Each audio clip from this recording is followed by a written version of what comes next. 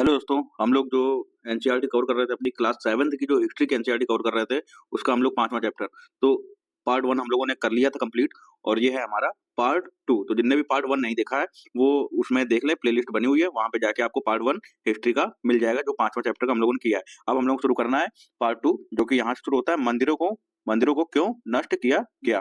तो आइए हम लोग यहाँ से पढ़ना अपना शुरू करते हैं और शुरुआत करते हैं। राजा मंदिरों का निर्माण अपनी शक्ति, धन संपदा और ईश्वर के प्रति निष्ठा के प्रदर्शन हेतु करते थे। ठीक, ऐसे में यह बात आश्चर्यजनक नहीं लगती है कि जब उन्होंने एक दूसरे के राज्यों पर आक्रमण किया तो उन्होंने प्रायः ऐसी इमारतों पर निशाना साधा।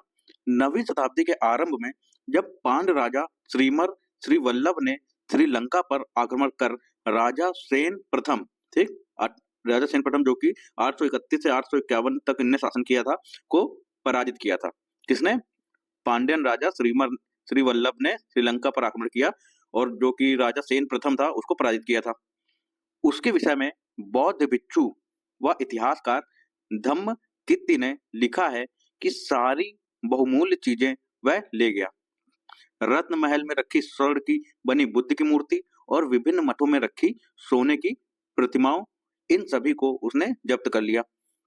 सिंहली शासक के आत्माभिमान को इससे जो आघात लगा था उसका बदला लिया जाना स्वाभाविक था।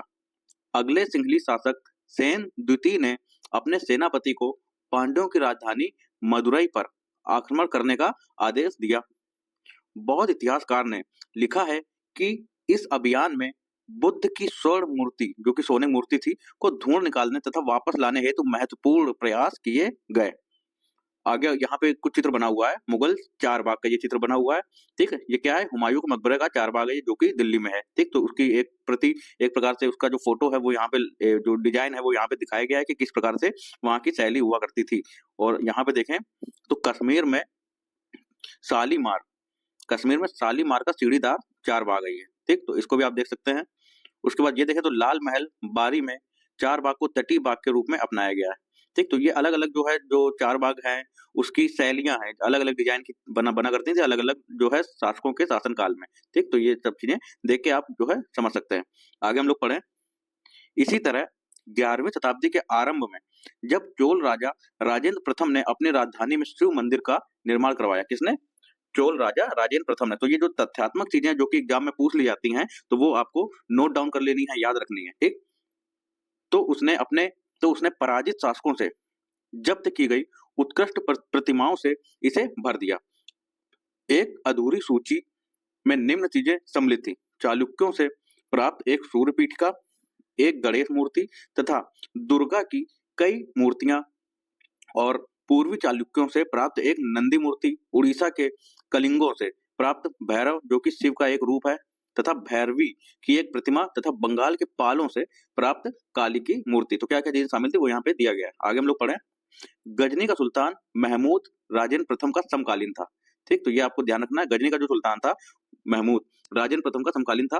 भारत में अपने अभियानों के दौरान उसने पराजित राजाओं के मंदिरों को अपवित्र किया तथा उनके धन और मूर्तियों को लूट लिया। उस समय सुल्तान महमूद कोई बहुत महत्वपूर्ण शासक नहीं था, लेकिन मंदिरों को नष्ट करके, खास तौर से सोमनाथ मंदिर, ठीक, तो सोमनाथ मंदिर कहाँ है? गुजरात में। सोमनाथ मंदिर जो कि उसने नष्ट किया था, उसने एक महान इस्लामी योद्धा के रूप में श्रेय प्राप्त करने का प्रयास किया। मध्ययुगीन राजनीतिक संस्कृति में ज्यादातर शासक अपने राजनीतिक बल व सैनिक सफलता का प्रदर्शन पराजित शासकों के उपासना स्थलों पर आक्रमण करके उन्हें लूट कर करते थे। मतलब अपनी शक्ति का एक प्रकार से प्रदर्शन करते थे, जो कि लूट वगैरह करके जो मंदिर होते हैं उनको नष्ट करके, है ना। आगे हम लोग पढ़ें। यहाँ पे एक क्वेश्चन दिया गया है, राजेंद्र प्रथम तथा महमूद गजनवी की नीतियां किन रूपों में समकालीन समय की देन थी और किन रूपों में ये एक दूसरे से भिन्न थी। ठीक, तो इस पे जो है विचार करना है। आगे हम लोग पढ़ेंगे भी और इसको देखें। मुगलों के अधीन वास्तुकला और अधिक जटिल हो गई। ठीक, इसके मुगलों के अधीन बाबर, हुमायूं, अकबर, जहांगीर और विशेष रूप से शाहजहां साहित्य, कला और वास्तुकला में व्यक्तिगत रुचि लेते थे। अपनी आत्मकथा में बाबर ने औपचारिक बागों की योजनाओं और उनके बनाने में अपनी रुचि का वर्णन किया है। अक्सर ये बाग दीवार से घिरे होते थे तथा कृत्रिम नहरों द्वारा 4 भागों में विभाजित आयताकार अहाते में स्थित थे। औपचारिक बागों की योजनाओं और उनके बनाने तथा खाका तैयार करने में बाबर ने अपनी रुचि का वर्णन किया है। आगे देखें, 4 समान हिस्सों में बटे होने के कारण ये 4 बाग कहलाते थे। ठीक, तो 4 समान हिस्सों में बटे होते थे, जैसे कि एक ये है, ये एक डिजाइन है और इसको 4 बराबर हिस्सों में इस प्रकार से बांट दिया है। तो एक ये हिस्सा हो गया, एक ये हो गया, एक ये हो गया और एक ये हो गया, तो इसलिए उसको क्या कहते हैं, 4 बाग। 4 बाग बनाने की परंपरा अकबर के समय से शुरू हुई। कुछ सर्वाधिक सुंदर 4 बागों को कश्मीर, आगरा और दिल्ली में जहांगीर और शाहजहां ने बनवाया था। ठीक, चित्र नंबर कौन सा 9 देखना है, तो चित्र नंबर जो 9 है वो हम लोग यहाँ पे देख चुके हैं। ठीक, ये रहा चित्र नंबर 9। ठीक है, आगे देखें। अकबर के शासनकाल में कई तरह के महत्वपूर्ण वास्तुकलात्मक नवाचार हुए। किसके शासनकाल में? अकबर के। इनकी प्रेरणा अकबर के वास्तुशिल्पियों ने उसके मध्य एशियाई पूर्वज तैमूर के मकबरों से ली। ठीक, तो प्रेरणा किससे ली है? तैमूर के मकबरों से ली गई है। आगे देखें, हुमायूं के मकबरे में सबसे पहली बार दिखने वाला केंद्रीय गुंबद जो बहुत ऊंचा था और ऊंचा मेहराबदार प्रवेश द्वार जो कि पिस्तक कहलाता था, मुगल वास्तुकला के महत्वपूर्ण रूप बन गए। यह मकबरा एक विशाल औपचारिक चारबाग के मध्य में स्थित था। इसका निर्माण 8 स्वर्गों अथवा हस्तविहित की परंपरा में हुआ था। ठीक, इसको क्या बोलते हैं? 8 स्वर्गों या हस्तविहित की परंपरा में हुआ था, जिसमें एक केंद्रीय कक्ष 8 कमरों से घिरा होता था। इस इमारत का निर्माण लाल बलुआ पत्थर से हुआ था तथा इसके किनारे सफेद संगमरमर से बने थे। ठीक, आगे अगर हम लोग देखें तो यहाँ पे चित्र नंबर 10 है। काबुल में 4 बाग का खाका बनाते बाबर की 1590 की एक चित्रकारी। ध्यान दें कैसे रास्ते पर एक दूसरे को काटती नहरें 4 बाग योजना की विशेषता बनाती हैं। उसके बाद है चित्र नंबर जो 11 है, 1562 से 1562 व 1571 के बीच निर्मित हुमायूं का मकबरा। ठीक, ये क्या है? ये हुमायूं का मकबरा है। ठीक, और इसमें अगर नहरों को देखें तो यहाँ पे एक जो बीच से हम देख सकते हैं, यहाँ पे नहर है और किनारे किनारे यहाँ पे नहरों में इसको बांटा हुआ था और एक ये चित्रकारी दी हुई है, या ये नहर है, एक ये नहर गई ये बीच से। ठीक, तो ये एक प्रकार से 4 बाग है। आगे देखें, ये चित्र नंबर 12 है जो कि दिल्ली में दीवाने आम में सिंहासन का छज्जा है। इसका निर्माण 1648 में पूरा किया गया था। ठीक, तो ये आप लोगों ने दिल्ली का जो वो है लाल किला है उसके वहां पे आपने देखा होगा। आगे हम लोग पढ़ते हैं, शाहजहां के शासनकाल के दौरान मुगल वास्तुकला के विभिन्न तत्व एक विशाल सद्भावपूर्ण संश्लेषण में मिला दिए गए। किसके? शाहजहां के शासनकाल में। शाहजहां के शासन में अनवरत निर्माण कार्य चलते रहे, विशेष रूप से आगरा और दिल्ली में। सार्वजनिक और व्यक्तिगत सभा हेतु समारोह कक्षों, दीवाने खास और दीवाने आम। ठीक, सार्वजनिक हो गया दीवाने खास, व्यक्तिगत हो गया दीवाने आम की योजना बहुत सावधानी पूर्वक बनाई जाती थी। एक विशाल आंगन में स्थित ये दरबार चिहिल सुतुन या 40 खम्भों के सभा भवन भी कहलाते थे। ठीक, तो ये चीज जो है आपको याद रखनी है, चिहिल सुतुन मतलब 40 खंबे। शाहजहां के सभा भवन विशेष रूप से मस्जिद से मिलते जुलते बनाए गए थे। उसका सिंहासन जिस मंच पर रखा था उसे प्रायः किबला, ठीक, तो ये नाम आपको याद रखना, किबला, जो कि नमाज के दौरान मुसलमानों के सामने की दिशा होती है। ठीक, तो किबला कहा जाता था क्योंकि जिस समय दरबार चलता था उस समय प्रत्येक व्यक्ति उस ओर ही मुंह करके बैठता था। इन वास्तुकलात्मक अभिलक्षणों का इस ओर इशारा था कि राजा पृथ्वी पर ईश्वर का प्रतिनिधि था। ठीक, इस प्रकार से जो चीजें बनाई जाती थी और जो लोग जब नमाज पढ़ते थे तो उनका जो मुंह था राजा की तरफ ही होता था। इस प्रकार से चीजें डिजाइन की जाती थी। तो इस तरीके से डिजाइन करवाने का या बनवाने का मकसद यही था कि राजा अपने आप को जो है बहुत ही एक भगवान के तौर पे जताना चाहता था, या ईश्वर का, जिस प्रकार से यहाँ दिया गया, ईश्वर का प्रतिनिधि था। ठीक, उसके बाद देखें, एक यहाँ पितरादुरा के बारे में दिया गया है। उत्कीर्णित संगमरमर या बलुआ पत्थर पर रंगीन ठोस पदार्थों को दबाकर बनाए गए सुंदर तथा अलंकृत नमूने जो थे उनको क्या बोलते थे? पितरादुरा। आगे देखें, शाहजहां ने दिल्ली के लाल किले के अपने नवनिर्मित दरबार में राजकीय न्याय और शाही दरबार के अंतर संबंध पर बहुत बल दिया। बादशाह के सिंहासन के पीछे पितरादुरा के जड़ाऊ काम की एक श्रृंखला बनाई गई थी, जिसमें पौराणिक यूनानी देवता आर्फियस, ठीक, कौन सा यूनानी देवता आर्फियस को वीणा बजाते हुए, क्या बजाते हुए, वीणा बजाते हुए, ठीक, वीणा बजाते हुए चित्रित किया गया था। ऐसा माना जाता था कि आर्फियस का संगीत आक्रामक जानवरों को भी शांत कर सकता है और वे शांतिपूर्वक एक दूसरे के साथ रहने लगते हैं। शाहजहां के सार्वजनिक सभा भवन का निर्माण यह सूचित करता था कि न्याय करते समय राजा ऊंचे और निम्न सभी प्रकार के लोगों के साथ समान व्यवहार करेगा और सभी सद्भाव के साथ रह सकेंगे। शासन के आरंभिक वर्षों में शाहजहां की राजधानी आगरा थी। इस शहर में विशिष्ट वर्गों ने अपने घरों का निर्माण यमुना नदी के तटों पर करवाया था। इनका निर्माण 4 बाग की रचना के ही समान औपचारिक बागों के बीच में हुआ था।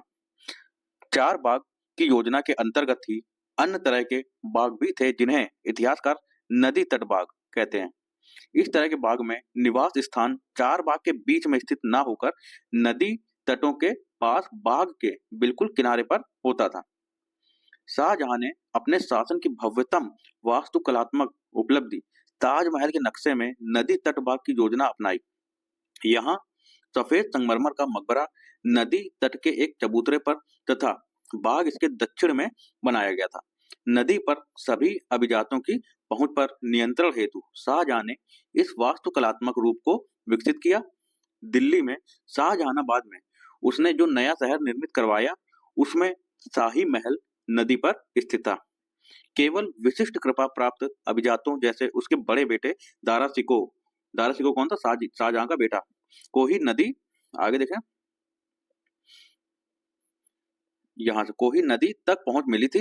अन्य सभी को अपने घरों का निर्माण यमुना नदी से दूर शहर में करवाना पड़ता था।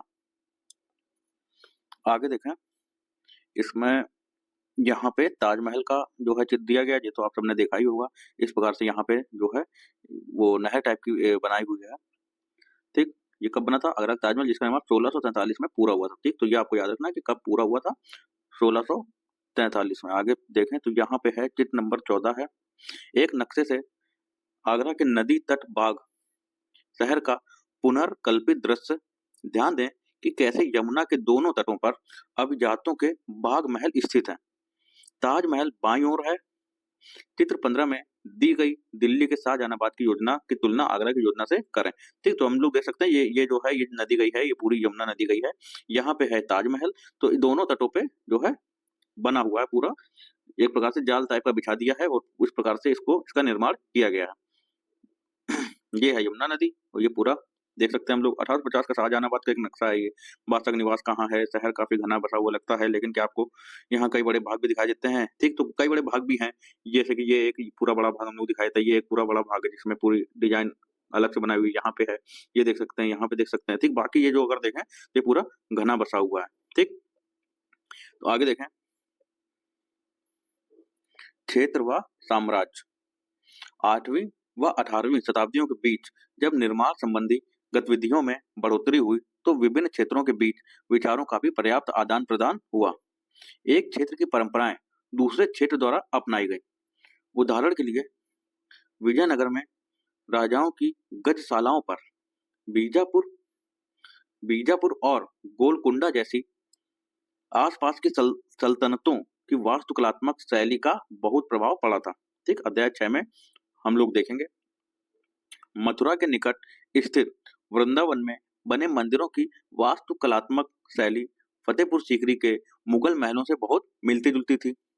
विशाल साम्राज्यों के निर्माण ने विभिन्न क्षेत्रों को उनके शासन के अधीन ला दिया। इससे कलात्मक रूपों व वास्तुकलात्मक शैलियों के परसंसेचन, आगे देखें, परसंसेचन में मदद मिली, ठीक। यहाँ पे हम लोग देख सकते हैं चित्र नंबर 16 और यहाँ पे है वृंदावन में गोविंद देव के मंदिर का अंदरूनी भाग है। तो ये जो भाग है अंदरूनी भाग है, छत का भाग है, ठीक है। 1590 इस मंदिर का निर्माण लाल बलुआ पत्थर से हुआ था। चार में से प्रतिच्छेदी मेहराबों पर, यानी कि जो टोटल 4 है उनमें से 2 में प्रतिच्छेदी मेहराबों पर ध्यान दें, जिनसे इसकी ऊंची भीतरी छत का निर्माण किया गया था। वास्तुकला की यह शैली उत्तर पूर्वी ईरान, ठीक, जो कि खुरासान जिसको कहते थे, तो उत्तर पूर्वी ईरान से आई और फतेहपुर सीकरी में इसका प्रयोग किया गया था। ठीक, तो ये जो उत्तर पूर्वी ईरान है, इसको आपको मैप में देखना है। कहाँ देखना है? मैप में देख लेना है, तो आपको आइडिया हो जाएगा और याद रहेगा। मुगल शासक अपने भवनों के निर्माण में क्षेत्रीय वास्तुकलात्मक शैली अपनाने में विशेष रूप से दक्ष थे। उदाहरण के लिए बंगाल में स्थानीय शासकों ने छप्पर की झोपड़ी के समान दिखने वाली छत का निर्माण करवाया। मुगलों को यह बांग्ला गुंबद, ठीक, इतना पसंद आया था कि उन्होंने अपनी वास्तुकला में इसका प्रयोग किया। ठीक, तो हम लोग अध्याय 9 में चित्र 11 और 12 को देखेंगे जब हम लोग अध्याय 9 पढ़ेंगे। ठीक, अन्य क्षेत्रों का प्रभाव भी स्पष्ट था। अकबर की राजधानी फतेहपुर सीकरी की कई इमारतों पर गुजरात व मालवा की वास्तुकलात्मक शैलियों का प्रभाव दिखता है। आगे हम लोग पढ़ें, ये है 18वीं शताब्दी से मुगल शासकों की सत्ता के धूमिल हो जाने के बाद भी उनके आश्रय में विकसित वास्तुकलात्मक शैली निरंतर प्रयोग में रही तथा अन्य शासकों ने जब भी स्वयं के राज स्थापित करने के प्रयास किए यह शैली अपनाई। यहाँ पे देख सकते हैं चित्र नंबर 17, फतेहपुर सीकरी के जोधाबाई महल में। ठीक, तो जोधाबाई महल का है फतेहपुर सीकरी में। छत के विस्तार को संभालते अलंकृत स्तंभ तथा टेक ये गुजरात क्षेत्र की वास्तुकलात्मक परंपराओं से प्रभावित हैं। ठीक, तो हम लोग देख सकते हैं ये जो स्तंभ बने हुए हैं इस प्रकार से यहाँ पे ये डिजाइन बना दी गई है जिससे कि इस छज्जे को जो छत है इसको टिकाया गया है। ठीक, तो ये बहुत ही अलंकृत चीजें हैं, तो ये यहाँ पे देख सकते हैं। आगे देखें, यहाँ पे कुछ अन्यत्र चीजें जो कि यहाँ पे दी हुई है वो हम लोग पढ़ लेते हैं। आसमान छूते चर्च 12वीं शताब्दी से फ्रांस में आरंभिक भवनों की तुलना में अधिक ऊंचे व हल्के चर्चों के निर्माण के प्रयास शुरू हुए। वास्तुकला की यह शैली गोथिक नाम से जानी जाती है। इस शैली की विशिष्टताएं हैं नुकीले ऊंचे मेहराब, रंगीन कांच का प्रयोग जिसमें प्रायः बाइबल से लिए गए दृश्यों का चित्रण है तथा उड़ते हुए पुस्ते, दूर से ही दिखने वाली ऊंचे मीनारें और घंटी बुर्ज बाद में चर्च से जुड़े। इस वास्तु कलात्मक शैली के सर्वोत्कृष्ट ज्ञात उदाहरणों में से एक पेरिस का नाट्रे डम चर्च है। ठीक, पेरिस का कौन सा चर्च? नाट्रे डम चर्च। ठीक, तो याद रखना है। 12वीं और 13वीं शताब्दियों के कई दशकों में इसका निर्माण हुआ। ठीक, चित्र पर एक नजर डालें और घंटी वाले बुर्जों को पहचानने की कोशिश करें। ठीक, तो अगर हम लोग देखें तो ये जो डिजाइन बनी हुई है ये घंटी वाला हम लोग समझ सकते हैं इससे। तो ये हम लोग का जो चैप्टर है ये कंप्लीट हुआ। ये अन्यत्र चीज यहाँ पे देने का मकसद यही है कि साथ साथ विश्व में भी जो कलाएं जो प्रसिद्ध थी उस समय, जो विश्व में भी कुछ शिल्प कुछ वास्तु कलाएं चल रही थी साथ साथ, तो भारत के साथ साथ अन्य जगह पे भी, तो उससे एक प्रकार से रिलेट कर पाए। ठीक, तो उस इसका जो अन्य देने मकसद है वो यही है यहाँ पे। ठीक, ताकि जो है अंडरस्टैंडिंग बन सके विश्व में क्या चल रहा था और भारत में क्या चल रहा था। ठीक, वहां पे किस प्रकार की शैली थी, विश्व में क्या हो रहा था और भारत में किस प्रकार की शैली विकसित हो रही थी, तो ये सारी चीजें हैं। तो ये जो हम लोग 5वां चैप्टर है क्लास 7 की जो हिस्ट्री हम लोग एनसीईआरटी पढ़ रहे हैं वो यहाँ से कंप्लीट होता है। जहाँ पे कुछ चीजें दी गई हैं जो कि आप लोग यहाँ पे इनके जो क्वेश्चन के जो आंसर है वो दे सकते हैं, जिसको देना हो वो दे सकता है। और यहाँ पे ये देखिए यहाँ पे भी है, इसको आंसर राइटिंग आप कर सकते हैं। ठीक, ये इसका स्क्रीनशॉट आप ले लीजिए ताकि इसके जो क्वेश्चन के आंसर हैं वो आप आराम से बाद में बैठ के लिख सकें, समझ सकें चीजों को। ठीक, तो यहाँ पे हम लोगों का जो 5वां चैप्टर है वो खत्म होता है। अगला चैप्टर हम लोग 6वां चैप्टर कंप्लीट करेंगे हिस्ट्री का। तो फिर मिलते हैं अगले वीडियो में, तब तक के लिए धन्यवाद।